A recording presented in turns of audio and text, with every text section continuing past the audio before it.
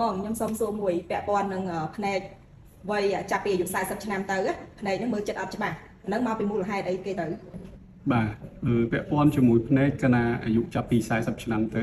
វាបាត់បង់សមត្ថភាពក្នុងការមើលចិត្តដោយសារបញ្ហាគឺសាច់ដុំភ្នែករបស់យើងវាចុកខ្សោយហើយកញ្ចក់ភ្នែកយើងវាបាត់ភាពរស់ของវាអញ្ចឹងធម្មតាភ្នែករបស់យើងពេលមើលចិត្តគឺសាច់ដុំភ្នែកវា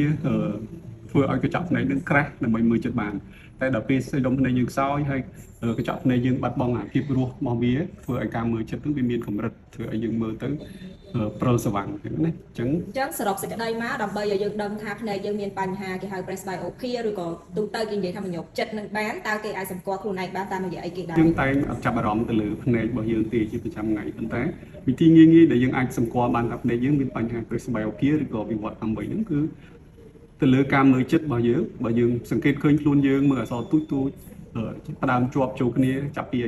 យៈពេល20នាទីឬកន្លះម៉ោងទៅគឺបានន័យថាភ្នែកយើងអាចមានសញ្ញាណវិវត្តតាមវ័យហើយអញ្ចឹងដើម្បីបានកាន់តែច្បាស់គឺយើងអាចមកប្រឹក្សាយោបល់បន្ថែមទៅលើ